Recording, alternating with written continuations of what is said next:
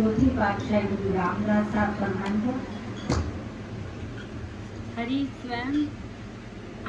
स्वयं ही सब कुछ करने कराने में समर्थ है।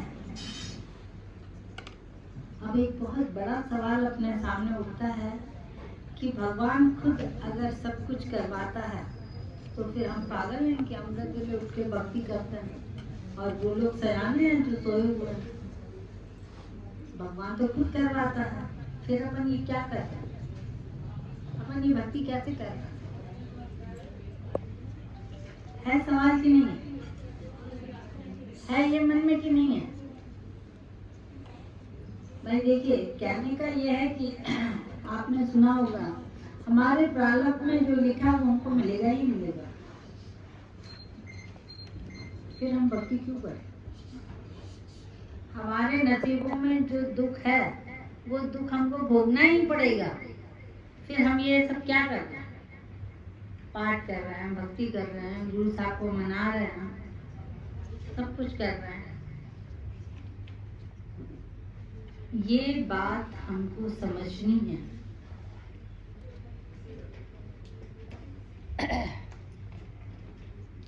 अपना जो नसीब होता है वो नसीब अपन को कहाँ से कहाँ ले जाता है।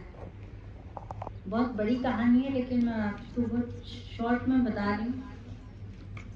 एक बच्चा था जो अपने माँ बाप का सबसे छोटी औलाद वो थी उसकी, और छोटी औलाद थोड़ी बिगड़ी रहती है क्योंकि माँ बाप छोटे बच्चों बड़े बच्चों पर तो ध्यान देते, छोटे बच्चों पर थोड़ा कम ध्यान देते। उसको छोड़ दिया, ना उसने पढ़ाई की, ना उसने कुछ सीखा, उसने कुछ नहीं किया। अब जब ये बड़ा हो गया तो इसके कमाने का कोई तरीका ही नहीं था, तो इसको समझ में नहीं आता था क्या करूं क्या नहीं करूं। बस खेत पे चला जाता था, आ जाता था अपनी मर्जी से। एक दिन अचानक वो खेत पे गया, वहां से आने में उसको देर हो गई। वो अमृत वेले उठ के घर की तरफ बढ़ने लगा तो उसने देखा कि उसको 2-4 पुलिस वालों ने पकड़ लिया। बोले भाई क्यों पकड़ रहे हो मेरे को? तो बोले कि हमारे देश का राजा मर गया है और उसने ये बोला है कि जो सबसे पहले व्यक्ति आपको दिखेगा उसको राजा बना देना। अब तुम हमको पहले दिन तुम राजा बन गए। तो वो सोच रहा था कि कहाँ मेरे घर वाले मेरे को पूछते नहीं है और कहाँ मेरे को राजा बनाया जा रहा है। क्या है ये क्या है? एक बहुत बड़ा सवाल है ये हमारे सामने। इसलिए गुरु साहब ने ये कह दिया है कि देखो, मुझे जो करना है मैं करूंगा, तुमको जो करना है वो तुम करो। आप देखते हो ना कि अपन एग्जाम में जैसा सवाल लिखते हैं, टीचर सबको एक जैसा पढ़ाती है, एक जैसा सबको पढ़ाती है, लेकिन नंबर किसी के एक जैसे नहीं आते, सबके नंबर अलग अलग आते हैं।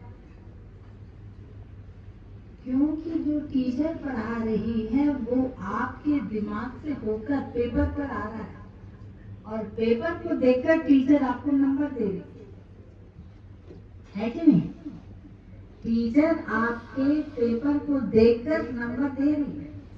पढ़ाया सब, टीचर ने सबको एक जैसा पढ़ाया। वैसे हमारा मानव जीवन सबका एक जैसा है।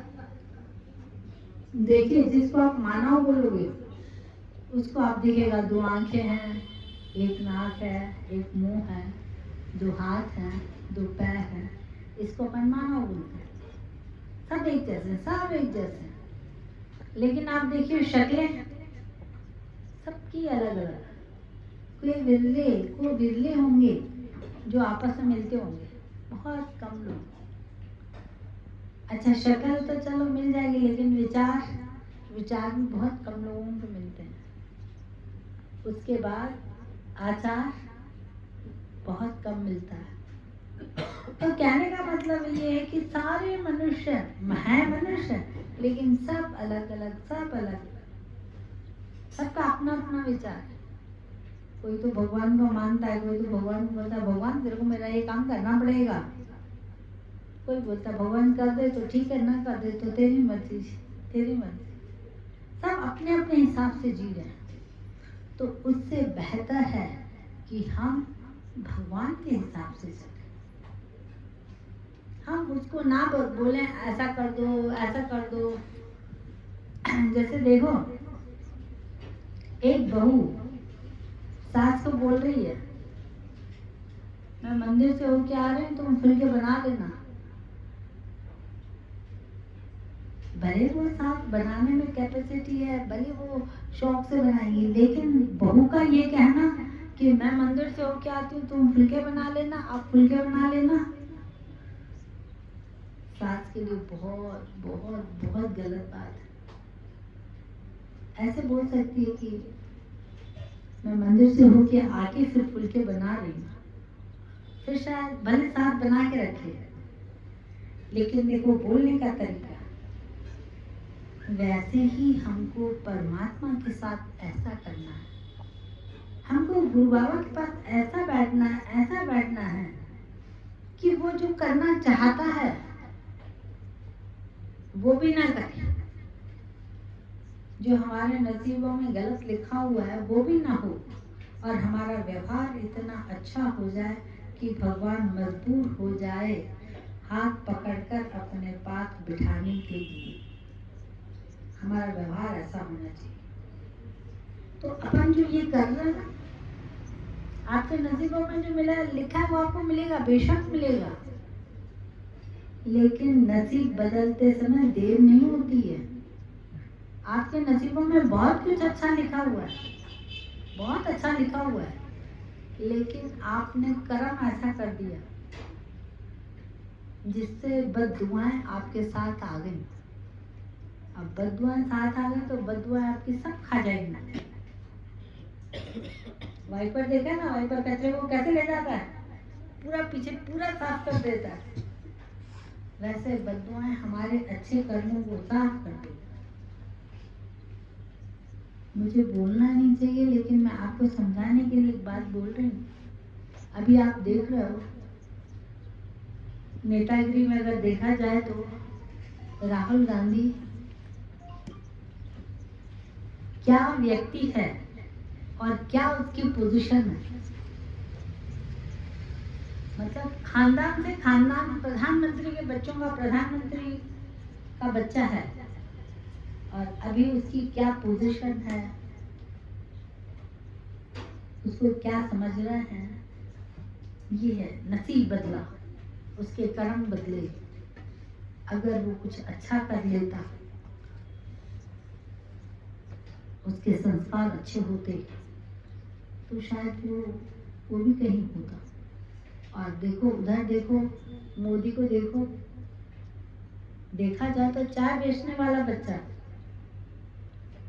आप अंदाज लगाओ, इस बात पर सोचो कि जो बच्चा चाय बेचता होगा उसका क्या स्टैंडर्ड होगा, वो कौन से स्कूल में पढ़ा होगा, कौन से लोगों के साथ बैठा होगा, क्या किया होगा, और उसके संस्कार इतने जोरदार कि उसको देश का बड़ा आदमी बना दिया।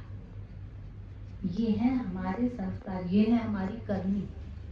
तो हमारी करनी हमारे नसीबों को बदल सकती है। इसलिए गुरु साहब ने कह दिया कि तुम लोग सब अच्छा अच्छा करो। भाई देखो, दो जन की लड़ाई हो रही है और मैंने फैसला कर दिया तो वहीं फुल स्टॉप हो गया, तो ये फैसला हो गया। हमने फैसला नहीं किया, हमने परमात्मा पर रख दिया, परमात्मा आप जानो। तो परमात्मा जो फैसला करेगा, जो भरोसा रखेगा, उसका तो फैसला अच्छा होगा ही होगा। जो भरोसा रखेगा उसका फैसला तो अच्छा होगा। तो अपन को परमात्मा पर भरोसा रखना है। परमात्मा हम आपके। पहले जमाने में क्या होता था, जैसे अभी ईद के लिए बकरे बेचे जाते हैं, जिनको पाला जाता है उनको फिर बाजार में जाके बेच के आते हैं। किसी को ना उन बकरों से मोह हो जाता है, वो उस मोह के चक्कर में बेचते नहीं, लेकिन अक्सर बाजार में बकरे बिकते हैं। पहले जमाने में ऐसा होता था कि नौकर ऐसे बिकते थे। जो गरीब थे, पहले जमाने में बच्चे बहुत ज्यादा हो जाते थे, 9-9 10-10 बच्चे हो जाते थे, गरीबी। उन 10 बच्चों को पाल नहीं पा रहे थे, तो फिर उनको बाजार में बेचते थे जाके। बेचता कौन था? जो गरीब था, और खरीदता वो था जो शाहूकार था। शाहूकार इसलिए भी खरीदता था कि उसके घर में कोई बच्चा नहीं है। शाहूकार इसलिए भी खरीदता था कि उसके घर में उसके घर वाले को काम करवाने वाला कोई नहीं, तो वो नौकर आ जाएगा तो बहुत कुछ करवा लेगा। और जो नौकर आ जाता है, घर में साथ रहता है, तो उससे प्यार भी हो जाता है। फिर उसके खाने पीने का, रहने सहने का सब ध्यान रखना पड़ता है।